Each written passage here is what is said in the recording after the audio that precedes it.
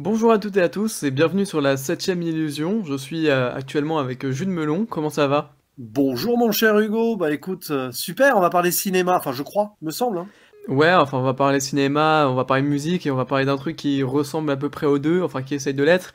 D'un film qui certes a des comédiens qui se voient déjà en haut de l'affiche, en 10 fois plus gros que n'importe qui. Mais est-ce vraiment une réussite formidable? T'en as pensé quoi toi? Ah, ce film, c'est quoi déjà? Ah bah Dis-moi, c'est parce que... Monsieur Aznavour évidemment, oui, j'ai oublié de Ah, le on parle préciser, c'est pas... important. D'accord, on parle pas de Back to Black ou Bob Marley One Love, non, j'étais... Oui, ça veut dire que c'est un énième biopic musical sorti cette année, et peut-être que Oui. ça fait beaucoup. Sauf que là, quelque part, on l'attendait un petit peu, parce qu'on était curieux de ce projet porté par Grand Corps Malade et Mehdi Idir. Surtout que c'est pas du tout leur style normalement. Enfin, ils ont fait La Vie scolaire qui est un petit peu différent, hein, disons-le. Et bon, Charles Aznavour au cinéma, ça a annoncé quand même pas mal de choses parce qu'il a eu une vie assez épique. Et puis à travers ses amitiés, ses amours, ses emmerdes, bah, est-ce que nous on s'emmerde un peu? Parfois, il est vrai, un brin, mais c'est pas un mauvais film selon moi. Alors c'est là où je pense que beaucoup de gens vont me jeter des tomates.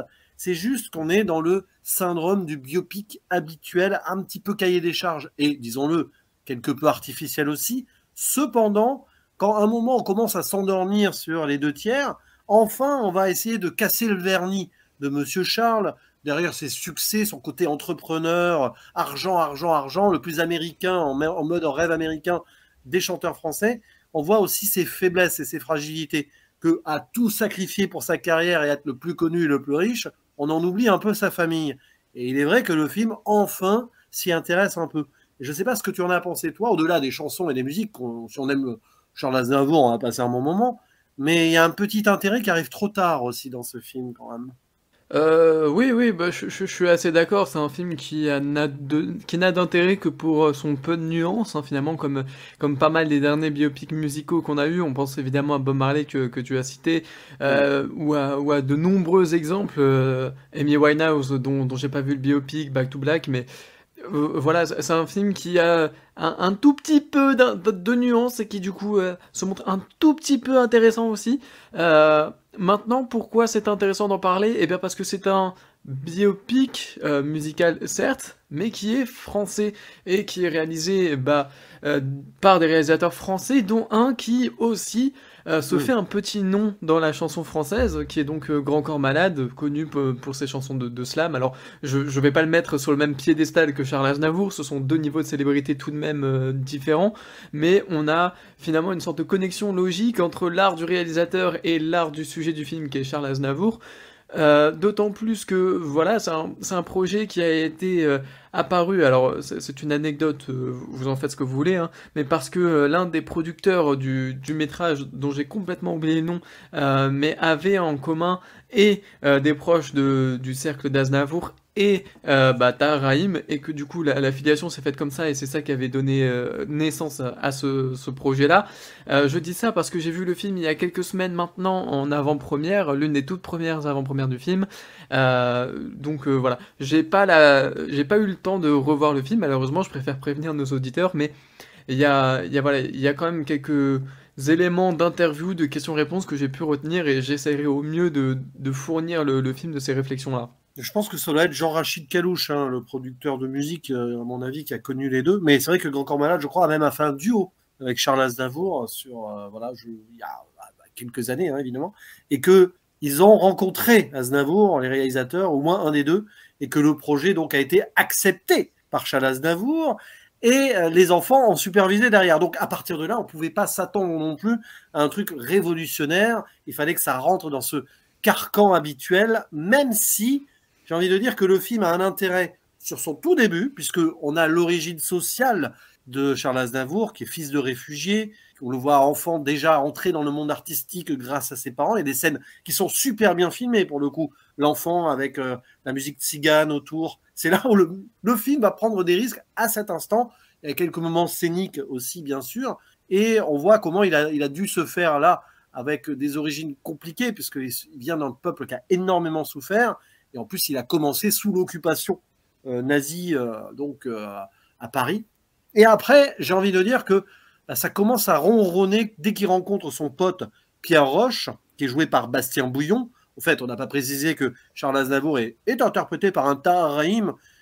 Il faut l'accepter, hein, dans un premier temps, sa façon de limite surjouer le Aznavour avec la mâchoire un peu en avant et la voix un peu voilée comme ça. Voilà. Et Bastien Bouillon, tout ça, donc Pierre Roche, et après avec Edith Piaf, ça commence à être un peu relou. J'ai un peu l'impression quand même que le film s'attarde trop, mais bien trop, sur la relation entre Charles Aznavour et Edith Piaf, d'autant plus qu'on a déjà eu un biopic sur Edith Piaf il y a quelques années avec Marion Cotillard, qui s'appelle La Môme, où il y avait déjà des scènes avec un Aznavour dedans, donc même si c'était très très secondaire. Donc je ne sais pas pourquoi à tout prix ils ont voulu insister sur cette relation qui est évidemment éminemment importante, puisque Edith Piaf elle a été la mentor, la grande sœur, comme elle le dit elle-même, hein, t'es mon petit frère, hein, t'es mon petit génie con, voilà, avec sa petite gouaille comme ça là. Ouais. Mais c'est un peu relou quoi. Oui, on a compris, il lui doit beaucoup, mais à un moment il doit s'émanciper d'elle, et c'est là que je pense qu'il y a des problèmes de rythme à ce niveau-là. Il aurait été plus intéressant de s'attarder à d'autres moments de sa carrière. Alors, il y a cette scène où il arrive à New York, où il va passer par Ellis Island, tout ça. On n'est pas loin du Parrain 2 quand même. À un moment, durant le trailer, on s'amusait en disant que Tahar Rahim était plus proche d'Al Pacino qui jouerait Charles Aznavour. Mais c'est vrai qu'à certains instants, on pourrait y croire. Hein. Bon, évidemment, parenthèse refermée là-dessus. Je pense que ce sont des choix qu'ils ont eu à faire et qu'à certains moments, on est dans le syndrome un peu jukebox, aussi dans le syndrome chapitré, parce qu'à chapitre 1, chapitre 2, avec le carnet rouge, là, tout ça, où il écrit ses paroles, et qu'arriver, on va dire, au moment du succès absolu, avec « Je voyais les jeunes, oh de l'affiche », évidemment, à partir de cet instant, il va y avoir une bascule après, parce qu'une fois que tu es au sommet, qu'est-ce que tu peux faire ? Tu ne peux que redégringoler la montagne, normalement. Et cette obstination, cette obsession de voir Charles Aznavour qui veut à tout prix garder de l'argent, être célèbre parce qu'il veut mettre sa famille dans le besoin, et surtout parce qu'il veut de l'argent, on arrive à un point où le film ne nous intéresse plus jusqu'au moment où on essaye de réinjecter quelque chose au drame familial. Et tu arrives au bout, tu te dis que sur 2h13, tu vas avoir, allez, on va dire 1h20, 1h30 maximum qui vont être intéressantes, et qu'à côté de ça, on oublie un petit peu de faire ce qu'on doit faire en premier lieu, du cinéma, et un cinéma qui parvient tant bien que mal à répondre à cet art musical, notamment voilà, sur des moments de création, mais c'est super rapide. Voilà, on ne voit pas trop le génie créatif de Aznavour. On le voit scéniquement progresser. Il y a toute une scène donc très longue, en plan séquence quasiment, hein, sur Je me voyais déjà, où il commence à espérer, c'est son dernière chance, quoi. Soit il réussit, soit il se bat. Hein. Bon, évidemment, ça, on sent que c'est très légèrement romancé, hein, un petit peu quand même, mais pourquoi pas. Mais je trouve qu'à certains moments, le film oublie qu'il est donc du 7e art et va, on va dire, dans les événements plus ou moins historiques de vie, faire une biographie un petit peu simple et basique. Je pense qu'il y a trop de dialogues, il y a trop de moments, tu vois, à droite à gauche, où ça parle pour pas grand-chose. Et c'est un peu le problème des biopics musicaux, je trouve, souvent. C'est qu'on oublie vraiment de rattacher cet art musical à l'art cinématographique, et très peu ont pu le faire ces dernières années. Baz Luhrmann a réussi à le faire avec Elvis. Vraiment, très très bien, je trouve.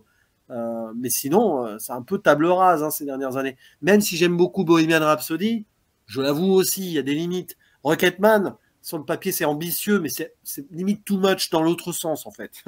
Donc voilà, je sais pas, c'est difficile de trouver un équilibre. Toi, qu'est-ce que tu penses d'ailleurs de cela, là, le biopic musical? Ça devient quand même clairement un genre qui commence à se rincer un petit peu, non?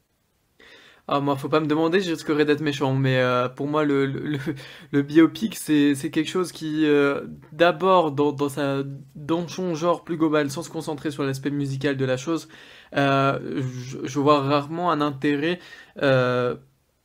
vraiment marqué, vraiment profond, parce que qu'est-ce qui peut rendre un biopic plus intéressant qu'un documentaire, par exemple?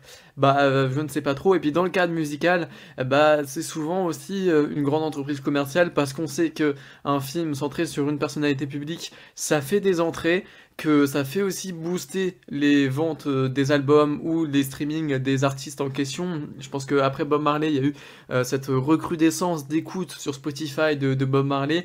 Euh, pour ce qui en est de Black to Black, je ne sais pas si Amy Winehouse a eu aussi un buzz de la sorte, mais disons que voilà, c'est souvent des entreprises très mercantiles et c'est aussi pour ça que les studios s'en emparent, enfin les studios hollywoodiens s'en emparent énormément.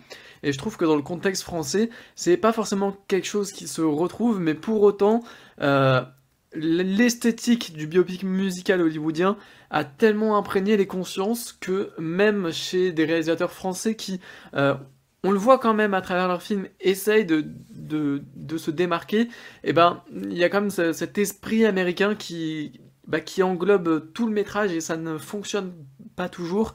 C'est aussi un film qui est pensé par des réalisateurs qui viennent ou qui ont connu des tournages de clips. Et en cela, c'est un film qui effectivement nous raconte bon, la vie d'Aznavour, enfin entendons par là plutôt la carrière d'Aznavour, comment il en est arrivé à devenir chanteur, puis comment a évolué son succès, puis comment cela s'est terminé. Bref, il y a tout cet aspect-là qui existe, qui a été fait. Maintenant, c'est très tourné sur la carrière, mais donc la carrière ne se distingue pas des chansons et des propositions musicales de l'artiste. Et Grand Corps Malade et Mehdi Edir font donc le choix, en tant que co-réalisateur, de clipper la vie de Charles Aznavour, enfin sa carrière.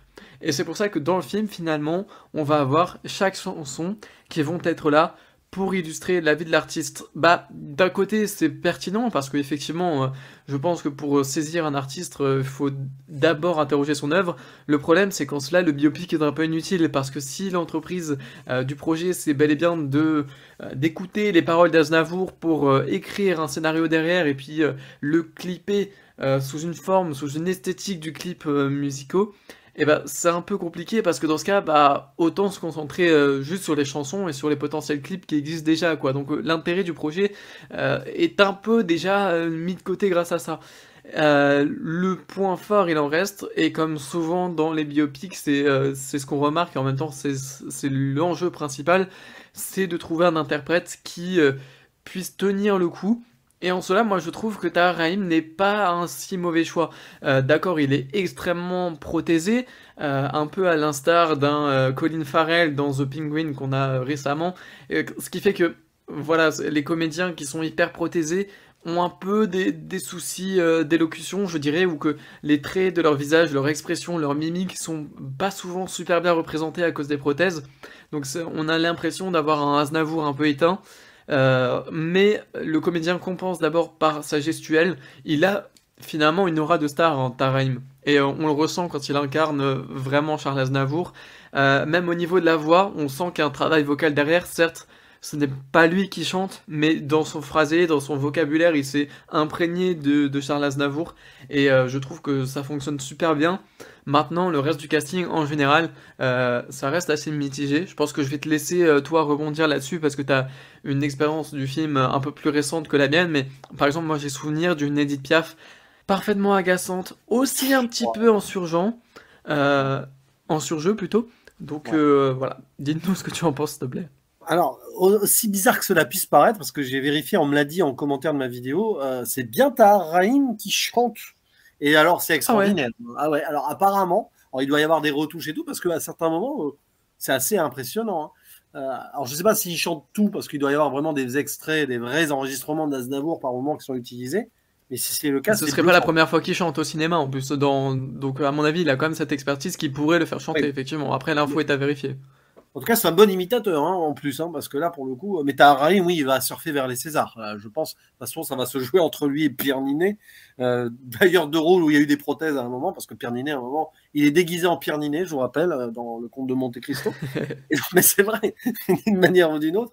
Mais sinon, oui. Alors, pour Edith Piaf, c'est pour ça aussi que c'est un peu relou, parce que je trouve que l'actrice, il y a des moments. Alors, par exemple, à un moment, elle est sur scène, elle chante, scène inutile, hein. On n'a pas besoin de voir 1 minute 30 d'Edith Piaf qui chante sur scène. Je vous le dis, on a eu la môme, hein, déjà, où Marion Cotillard faisait quand même un bon boulot.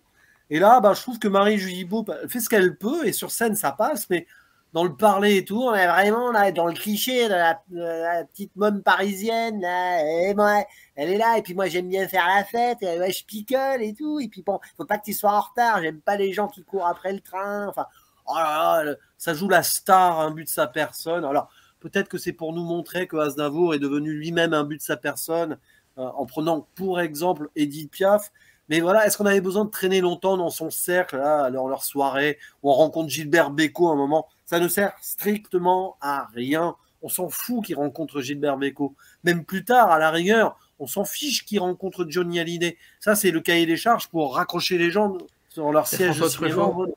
Ah oui, il rencontre. Bah, ça, à la rigueur, c'est plus intéressant. Tu fais un biopic de cinéma, tu montres qu'Aznavour a joué pardon, sur Tirer sur le pianiste. Je crois que c'est ça le titre du film, pour François Truffaut. Mais elle sert à quoi, la scène là? C'est même pas exposé, c'est là comme un cheveu sur la soupe et tout. D'ailleurs, la personne qui joue François Truffaut est bien truffesque. Hein. Ils ont fait un super boulot on va dire, de coiffure et tout, juste pour une scène qui sert à rien en plein milieu. Mais alors, c'est juste pour mettre je sais pas, des petits jalons comme ça. Johnny Hallyday, c'est pour raccrocher le spectateur. Je ne serais pas étonné qu'il y ait un producteur en commun entre ce film et le prochain biopic Johnny Hallyday. Alors, ce ne sera pas le même acteur, hein, je pense. Mais c'est pas. Non, je crois. Il n'y avait pas des rumeurs comme quoi ça serait Raphaël Quenard qui jouerait Johnny Hallyday. Ah, effectivement, il y avait ça. Il y avait une info comme ça. Je ne sais pas si ça a été confirmé ou pas, mais là, c'est Victor Metelet qui a joué un néo-nazi dans Les Rascals. Donc, faites ce que vous voulez de cette info. En soi, pourquoi pas, hein, mais bon, oui, Aznavour a écrit une chanson pour Johnny Hallyday. Ok, bah, voilà. Oui, pour montrer qu'il est proche de la nouvelle génération, hein, parce qu'il sait d'où il vient, comme il dit. Oui, mais tiens, en revenant à ça, en fait, le film essaye d'avoir un intérêt historique. Tu as un peu l'impression que c'est, oui, une sorte de documentaire pour le cinéma avec des faits historiques. Exemple, au début, pour nous montrer les origines de Aznavour, on a des images d'archives du génocide arménien et donc du fait qu'ils soient sur les routes et qu'ils arrivent en réfugiés en France.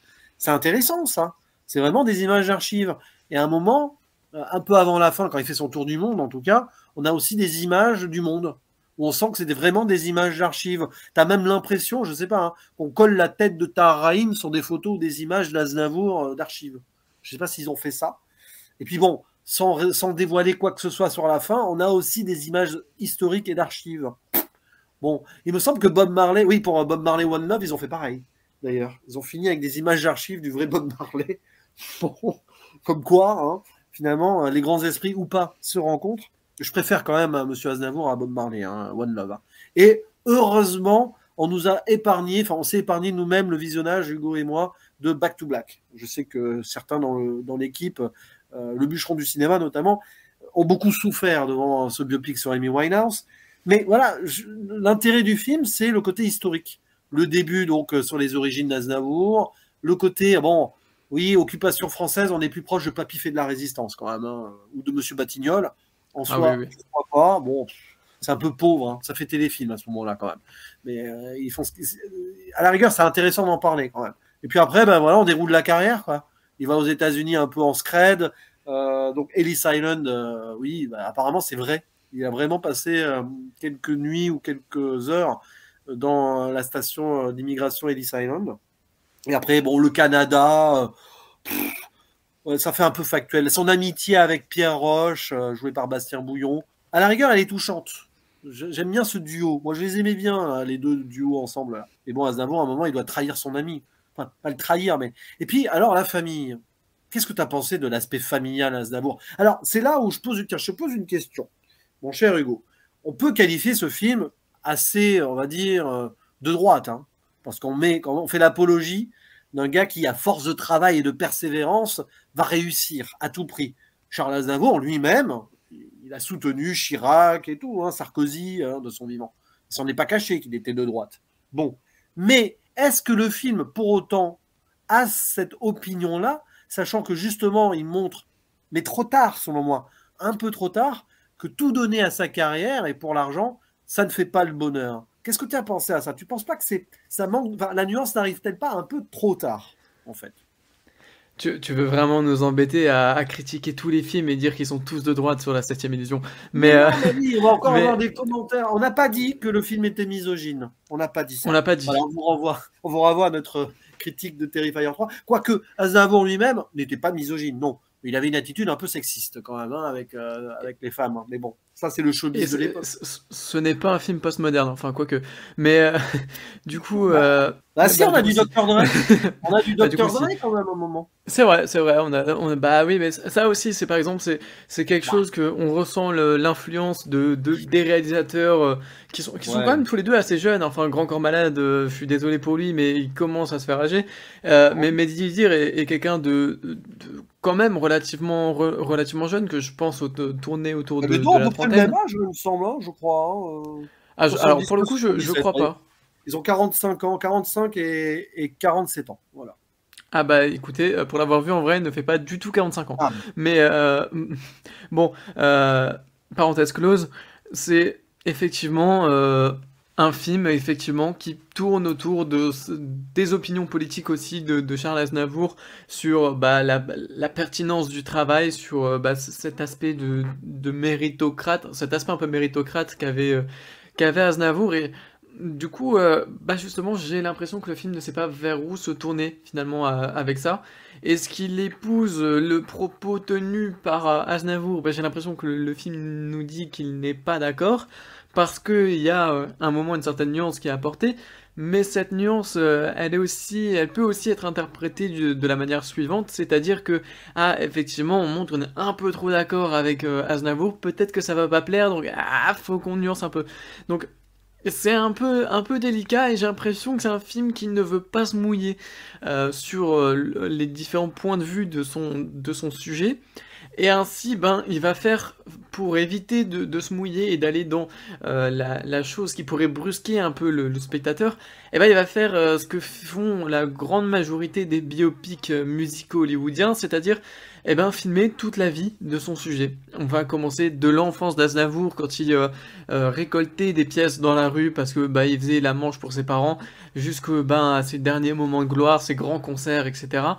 Euh, et donc, en cela, c'est une facilité pour le film, puisqu'il n'a juste à raconter euh, de manière chronologique l'ascension de son sujet, mais ça l'empêche aussi, et c'est une facilité pour le film, de questionner aussi cette ascension-là, c'est-à-dire comment s'est-elle faite, était-ce d'un point de vue méritocrate parce que à force de travail, effectivement, Aznavour aurait réussi à monter, ou est-ce que c'est parce que ah il a rencontré par les circonstances du hasard une célébrité qui était Edith Piaf et que donc bah ça l'a fait monter et que du coup ce ne serait plus vraiment de son ressort. Bien évidemment, il y a son talent qui rentre en jeu, mais s'il est célèbre, ce serait plus du ressort d'Edith Piaf. Du coup, le film essaye de se mettre des bâtons dans ses propres roues finalement pour essayer de questionner ce succès-là.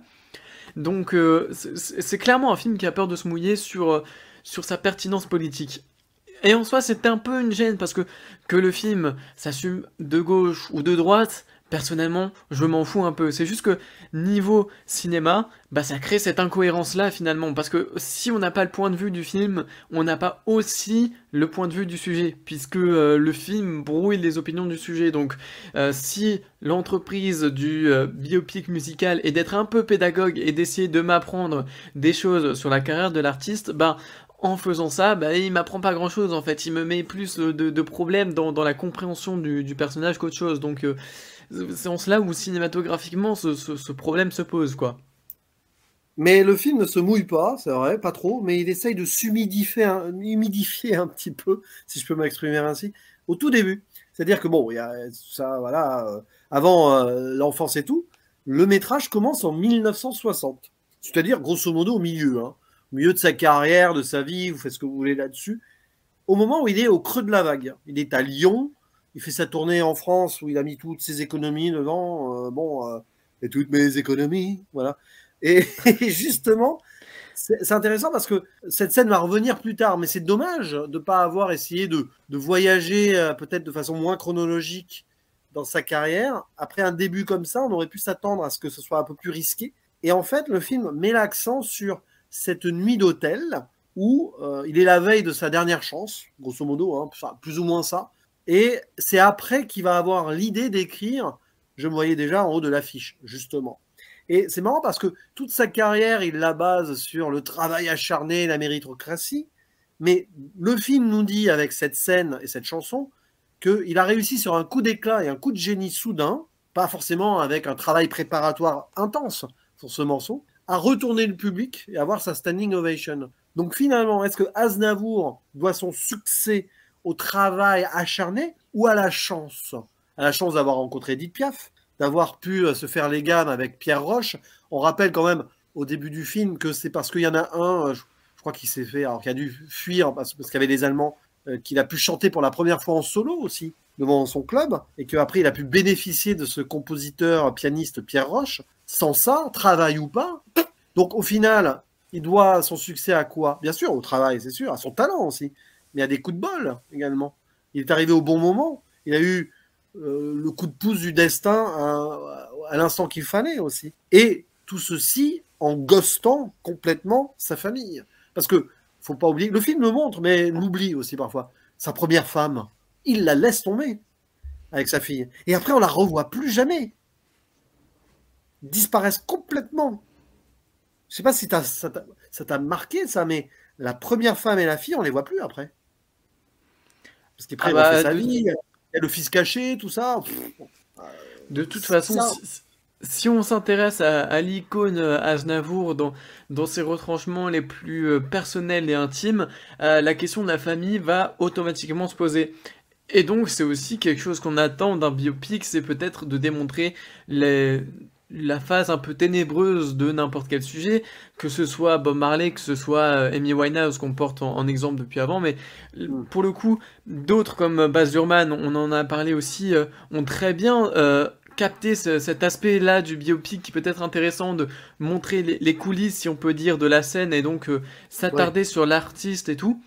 Baz Luhrmann l'a très bien fait, et c'est ce qu'on pouvait aussi attendre d'un biopic français qui n'avait pas toutes les contraintes imposées par le système hollywoodien, et en cela aussi c'est un peu une défaite pour Monsieur Aznavour qui, encore une fois, se charge de suivre le cahier des charges hollywoodien, et du coup l'aspect familial est complètement mis de côté, alors que pour autant on a des nœuds d'intrigue. Je vais pas dire que ce sont des faits réels parce qu'on reste dans un cadre du cinéma et que du coup tout peut être librement repris dans un biopic, on le rappelle, mais ce sont des nœuds dramatiques qui s'inscrivent selon une réalité fixe. On parle bien évidemment de la première femme d'Aznavour, on parle aussi de son rapport à son fils. Alors je vais pas tout de suite spoiler, mais ceux qui connaissent un peu la vie d'Aznavour connaissent très bien ce qui est arrivé à son fils, etc. C'est des moments qui peuvent être des purs moments de tragédie pour un long métrage ainsi, une sorte de rise and fall aussi quelque part, puisque le film dans sa première partie nous montre le succès de l'artiste et puis va plus par la suite stagner et puis essayer d'apporter cette dose de nuance là. Donc autant aller jusqu'au bout et faire chuter l'artiste quoi, en appuyant ce côté familial qui manque cruellement. Et du coup, je trouve ça triste de pas s'attarder sur ces choses-là qui sont de vrais moments de cinéma cachés et refoulés aussi, quoi. C'est parce que Aznavour, en toute sa carrière, a refusé la chute. Voilà. Il lui arrive un drame personnel, il refuse d'arrêter. Il refuse de ralentir même. Et le problème, c'est que le film, il raccorde des trucs. C'est un peu douteux parce que il y a du pathos qui amène du pathos à ce moment-là. Il y a cette histoire avec son fils, on va rester vague, on va pas faire de zone spoiler. De toute façon, un biopic, vous regardez un petit peu avant et après vous vous laissez porter par l'intrigue, hein, entre guillemets. Mais il y a. De toute façon, vous voulez le scénario, vous lisez la page Wikipédia du film. Bah, grosso modo, c'est ça. Hein. Et à un moment, il y a cette scène où il va confectionner la chanson comme ils disent, où il met en avant l'homosexualité, hors stéréotype de l'époque et tout. Il avait fait un peu scandale à l'époque, hein, Aznavour, avec ça. Et du coup, tu as un double pathos. Tu as ce qui se passe avec le fils, tu as le miroir donc, de la personne qui regarde la chanson comme ils disent, interprétée par Aznavour à la télé, où il sait que c'est une dédicace, que c'est inspiré par son personnage. Mais là, à ce moment-là, je dis oui, alors tu nous joues sur la corde sensible en 2 fois en 5 minutes. C'est là où tu vas. Alors évidemment, ce sont des choses qui sont liées à peu près sur la chronologie des événements. Mais en soi, les 2 événements n'ont rien à voir, premièrement. Et de 2, c'est là où il aurait fallu prendre des risques et peut-être le montrer autrement à des degrés, en mélangeant un peu les choses. Parce que du coup, c'est mal équilibré. Et puis, je reviens sur ce que tu disais par rapport au côté que c'est très biopic américain. Mais en même temps, Charles Aznavour, ça a été le chanteur français le plus célèbre aux États-Unis. Et il a eu cette vie de rêve américain en France. Hein. Ben, il l'a vécu en tant que c'est un fils de réfugié. Donc, tel un immigré européen, asiatique, tout ce que vous voulez, qui serait arrivé aux États-Unis, qui aurait vécu son rêve américain, lui, il a vécu son rêve français, avec l'idée de vivre à New York aussi. Dès petit, il veut aller à New York. Donc voilà, c'est pour ça que le film est américanisé par défaut, parce que Charles Aznavour a ce côté américain de l'entrepreneuriat, quoi. Voilà, à un moment, voilà, il veut devenir comme Frank Sinatra, et veut gagner le même cachet, c'est important, hein. Il le dit à un moment. Quand il rencontre Frank Sinatra, il dit, un jour, j'aurai le même cachet que lui. Voilà, il pense qu'à l'argent, en fait. Et c'est triste, hein. Le gars, il s'est matrixé tout seul, mais le film, je trouve, peine à vraiment montrer qu'il fait fausse route. Voilà, parce que en soi, on peut pas dire qu'il a fait fausse route, puisqu'il nous a gratifié de ses merveilleux tubes. Ouais, c'est un peu tendancieux dans le sens où s'il n'avait pas fait tous ses sacrifices envers sa famille, s'il n'avait pas tout donné, comme le dirait notre cher ami Cinéchaud, qu'on salue au passage s'il nous écoute, il a tout donné, mais il a tout donné pour son succès et sa carrière. Mais du coup, grâce à ça, on a eu des magnifiques chansons. Oui, mais à cause de ça, il a sacrifié les siens aussi. Mais le film peine à nous montrer ça. Enfin, si, il y arrive dans le dernier tiers. Mais arrivé là, on commençait à s'essouffler, et le film s'essoufflait avec. Donc, on est content de voir ça à la fin, mais on se dit, ah, c'est dommage, c'est trop tard, là. Voilà. Puis alors, voilà, le raccourci final où on passe des années 90 à sa mort en 3 minutes, c'est pas la peine de nous montrer. Hein. Fallait s'arrêter, voilà, sur un truc, faire années 80, boum, tu t'arrêtes là. Pas besoin de nous montrer des images d'archives avec Charles Aznavour. On s'en fout. Enfin, c'est pas qu'on s'en fout, mais c'est bon. On n'a pas besoin. On n'a pas besoin de voir que oui, s'il s'arrête, il meurt, il a dit. Donc il s'est jamais arrêté et il est mort en s'arrêtant quand même, d'une manière ou d'une autre. Mais on s'en fiche, non? Ou tu montres tout, ou tu montres rien à ce moment-là. Enfin, je sais pas. Voilà, arrivé au bout, je dis oui, bon, super. Bon, on n'a pas eu les moments Wikipédia avec du texte, c'est déjà ça. Oui, bah, on n'a pas eu ces moments Wikipédia, oui et non, hein. Quand même, on a cette Archive impression quand même Wikipédia. de, ouais, on a cette impression-là que le film a quand même été tiré. Alors, je vais pas tirer sur leur ambulance en défonçant Monsieur Aznavour pour ça, parce que c'est un peu la recette de tous les Ah biopics oui, musicaux récents qui se font. c'est Donc, ça. je vais pas lui jeter la pierre lui plus qu'un autre, mais il y a quand même cette idée que voilà, il y a des choses dont on aurait pu clairement s'épargner, notamment bah, une grande partie du passage en Amérique, notamment au Canada, Ouais, le Canada, c'est lourd. où la rencontre avec John Sinatra, Frank pour pas Sinatra. trop la spoiler. Oui, pardon. John Sinatra, c'est son fils caché. Il a dû en avoir plein des fils cachés, Frank Sinatra aussi. Oui, non, j'ai totalement confondu. Mais il y a plein de petits passages comme ça qui sont juste là, entre guillemets, pour le fan service, enfin si on peut dire ça comme ça, pour régaler un peu les fans de variété française. Mais du coup, c'est un film qui, musicalement aussi, parce que je pense que c'est aussi intéressant de se pencher sur la question de la musique, c'est un film qui tourne comme un jukebox. C'est-à-dire que Ah on va oui. avoir toutes les chansons d'Aznavour et de Piaf et d'Hallyday et de Sinatra qui vont arriver à un moment ou l'autre, et parce que c'est la grande époque du rock and roll aux États-Unis, parce qu'en France on commence à avoir aussi de grandes superstars à l'international, Piaf notamment, et du coup, eh ben, c'est un film qui essaye de retranscrire musicalement toute cette époque de façon totalement aléatoire. Je parlais en début d'épisode de cet aspect très clipesque. Bah oui, là c'est vraiment pour le coup, on met Mais il s'inscrit pas. une musique un peu aléatoire En et fait, on essaye de la clipper en la montant avec des plans très courts, etc. il s'inscrit même pas dans sa société. Il s'inscrit par rapport, on va dire, au destin des Arméniens. Oui, il s'inscrit à la fin, si on veut, parce que on sait qu'il a chanté en Arménie, Aznavour. On voit des choses. Faut voir les archives. Hein. Ça dure 2 secondes, hein, mais sinon, il s'inscrit pas dans la société, ce film. Le seul moment où il y a un côté sociétal, c'est avec la chanson Comme ils disent, où Aznavour casse les stéréotypes de l'époque et fait une chanson sur l'homosexualité. C'est probablement le premier chanteur populaire à faire une chanson sur l'homosexualité, je pense, hein, à l'époque. Mais sinon, il s'inscrit en rien. Oui, si on veut, pendant l'occupation. Mais sinon, il n'y a rien de sociétal dans le film. Hein. Mais en même temps, qu'est-ce que tu veux raconter au niveau de la société avec Aznavour, qui a vécu dans son monde de succès et d'obstination pour atteindre le sommet. Voilà, quoi. Sinon, on voit des villas, il y a le côté bling-bling, c'est là où il y a, voilà, quand il est au sommet, il y a le bling-bling Dr. Dre. Moi, je trouve ça malin. C'est peut-être la seule vraiment idée cinématographique de la bande-annonce, tu vois. Et c'est ce que Baz Luhrmann a fait avec Elvis. Hein. Je crois qu'il y avait un petit remix à un moment. Ben, Je me je, suis en souviens train, plus, je t'avouerai. je suis en train de penser au film Loup-garou sur Netflix avec Franck Dubosc qui utilise la musique n'importe comment. C'est très très mauvais exemple. Non, au moins, même si c'est jukebox, au moins la musique, comme tu le dis, elle s'inscrit dans des moments narratifs. Par exemple, il y a le morceau Désormais qui est utilisé quand il fait sa rupture. Bah, t'as bien sûr, je me voyais déjà. Il y a la bohème parce qu'il regrette un peu son enfance, tout ça, machin. Par contre, il n'y a pas la mama. On montre pas la mort de la mère, sinon il y aurait et elle va mourir là, maman. Mais elle n'y est pas la chanson. Je crois que c'est la seule chanson connue qui n'y est pas. Peut-être une scène coupée qu'on aura en bonus DVD. Mais oui, parce qu'à un moment, les parents d'Aznavour, on pensait qu'ils allaient tirer le pathos avec la mort des parents. Même pas. Et pourtant, Aznavour, la seule personne de sa famille hein, à qui vraiment il donne tout, c'est son père. Hein. Mais le père et la mère, ils disparaissent aussi. Je pense qu'il y a des trous dans la raquette là. Voilà. Le film ne Certainement, oui conclut aussi. même pas l'arc avec les parents en fait. Ils sont très importants pour Aznavour. Voilà. Forcément, ils disparaissent à un moment donné, les parents, mais voilà, il n'a pas l'air de vivre cette disparition parce qu'on ne la voit pas. Donc le film, il a des trous d'air en fait, ce film.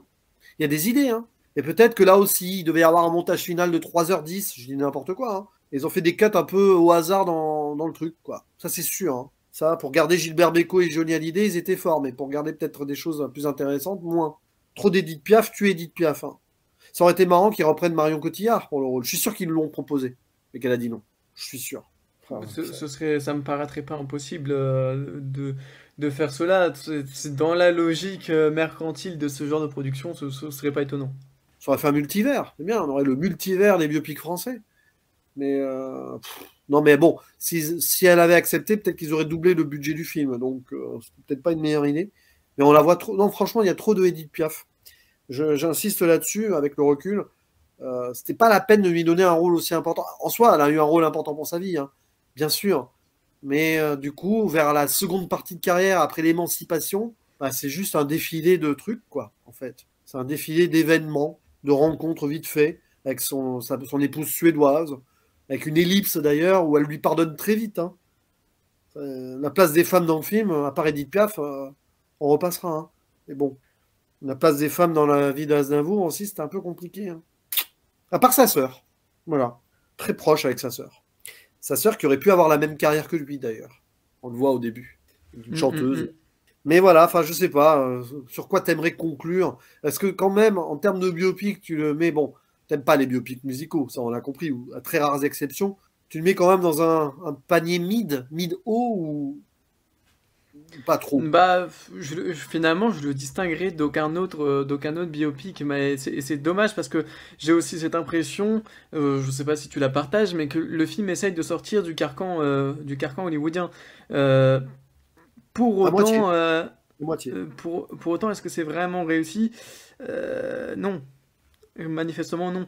Mais, euh, mais ouais, non, pour moi, ça reste ouais, effectivement un film très moyen qui se laisse totalement regarder. Hein. C'est vraiment le genre de truc où on s'assoit en salle de cinéma, on attend 2 heures et puis à la fin on en ressort quand même content malgré que ce qu'on a vu Hmm. c'était vraisemblablement pas le projet cinématographique de l'année. C'est pas dérangeant. Mais disons que voilà, on n'apprendra rien et c'est pas là-dessus qu'on va changer d'avis sur cette grande icône de la musique française, quoi. Non, après, voilà, quand je disais sur l'aspect social, on peut rajouter quelque chose aussi. On insiste bien sur la discrimination qu'il a subie, mais il en fait une vengeance derrière. C'est pas, j'appelle pas ça un discours social en soi. Hein. Mais oui, il a eu des débuts difficiles par rapport à ses origines et aux stéréotypes qu'on pouvait faire sur les Arméniens à l'époque. Même pendant l'occupation, il subit une humiliation. Hein. Il y a une scène d'humiliation sur un contrôle par les Allemands, là, parce que tout le monde le pensait juif. Alors que, bah non, il était chrétien orthodoxe, je crois, il me semble, hein, que c'est ça d'origine. Mais c'est trop. Je sais plus. Il y a des trucs, tu vois, il y a des échos qui peuvent être intéressants, mais c'est en filigrane. Au début, voilà, il est avec les tziganes, il apprend à chanter et à danser. Et à un moment, à Ellis Island, il accepte la cigarette d'un tzigane, là, en attendant, alors que l'autre, Pierre Roche, là, son camarade, il veut se taper des meufs, lui aussi, il pense qu'à ça. Il y en a un qui pense qu'à l'argent, il y en a un qui pense au sexe. Ok, super. Bon, c'était l'époque, hein, dès que tu étais star, tu avais quoi? Oui, tu étais célèbre et tout à l'époque, bah, tu avais sexe, drogue, rock'n'roll et argent, quoi. Hein, grosso modo. Enfin, peut-être pas rock'n'roll, mais. Ah ouais, balle musette, vas-y, on va profiter, quoi. Hein, hein un petit génie con, comme elle l'appelle. Putain. Ah, c'était relou quand même, tout ça. Bah c'est surtout que la place de Piaf est très importante dans le film. Hein. Ouais, bah oui, Limite, on la oui. voit autant qu'Aznavour, quoi. Voilà, c'est ça, parce qu'il y a eu la môme avant, ils ont essayé de faire une sorte d'écho. Mais ça n'aurait vraiment marché à la rigueur que s'il y avait eu Marion Cotillard. Là, pour le coup, j'aurais accepté l'idée. Mais je suis sûr que c'était la première idée des producteurs. Hein, et qu'ils ont gardé quand même les scènes. Hein. En gros, bon, on a écrit le film comme ça. Voilà. Il faudrait enquêter, là. Il faudrait poser des questions qui ne seraient jamais répondues officiellement, mais en off, peut-être en grattant un peu. On va demander à nos fins limiers d'enquêter. Mais bref, film. Pour moi, j'ai pas passé un mauvais moment. Mais encore une fois, quand j'aime un artiste, j'arrive toujours à trouver un intérêt musical avec les images et comment ils inscrivent ça dans la vie. Même si c'est mal fait parfois, j'ai une petite attache. Voilà, même Bob Marley, j'avais pas détesté, alors que le film, quand même, avec le recul, il est moins bon encore qu'Aznavour.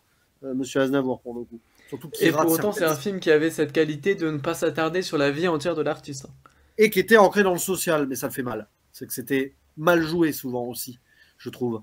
Il y avait des Oui, à aussi. côté bizarres, là, notamment une scène à Paris, là, dans le film Bob Marley, c'était bien relou, ça. Ça n'avait aucun intérêt. Essayer de voir que Bob Marley, il avait quand même une femme forte en face de lui, parce que sans ça, les femmes, bon, no woman, no cry, mais bof, bof, quand même. Enfin bon, bref. Ça faisait un peu, le biopic Bob Marley, ça faisait un peu quand même, on le brosse dans le sens du poil à mort, quand même, Bob Marley. Aznavour moins. Aznavour moins. Mais bon. N'hésitez pas à dire en commentaire ce que vous pensez de ce film hein, et de le mettre en lien avec d'autres biopics musicaux. On est peut-être parfois trop dur ou trop sympa. J'en connais dans l'équipe, notamment le bûcheron du cinéma, qui dira qu'on est trop sympa parce que lui, il a vraiment détesté le film. Et Vraiment. je peux l'entendre aussi, hein, ouais, Ah oui, effectivement. oui. Je pense qu'on va conclure cet épisode-là parce que il est temps, on va pas accorder trop de temps non plus à des films qui n'en valent peut-être pas autant. Mais, Ah, non, on vous invite quand même à aller voir parce que c'est, je pense, un film qui récupérera quelques statuettes en fin d'année, début d'année prochaine carrément. au César. Hein, pour Tarheim notamment, je pense que il aura au moins sa nomination. Et que ça va peut-être aussi être un grand succès commercial. Alors maintenant, le film est assez récent, c'est trop tôt pour le dire, mais je pense que voilà, ce sera un des marqueurs aussi du cinéma français de cette année, donc Oui. ça reste un film important quand même. Et puis, on vous invite aussi à vous intéresser à des films moins gros qui sont peut-être à l'affiche près de chez vous si vous avez de la chance et du temps, notamment Miséricorde, dont on a parlé tous les deux mardi. Et là, Exactement. pour le coup, c'est du pur cinéma. Et c'est un cinéma que vous n'avez peut-être jamais vu avant. Avec un curé, on vous en dit, voilà, on vous en dit des nouvelles avec un petit curé aux fines herbes et aux champignons. Voilà, mais voilà, Miséricorde, ça c'est un autre épisode, mais on est quand même content d'avoir parlé aussi de Monsieur Aznavour. On peut pas parler que de grands films non plus, sinon ça serait pas drôle. Voilà. Et on vous souhaite, si vous avez des vacances, de bonnes vacances. Aussi, c'est important de se reposer. Exactement. De se reposer, de voir des films, de revoir des films et de fêter Halloween peut-être en beauté. On vous prépare d'ailleurs un épisode pour Halloween, pas avec Hugo, voilà, on vous dit pas avec qui et sur quoi, mais vous nous en direz des nouvelles. Voilà. Allez, à très très très bientôt du coup. C'est un film d'horreur, je pense. Bah oui, horreur, Salut, Halloween. salut. Ciao ciao.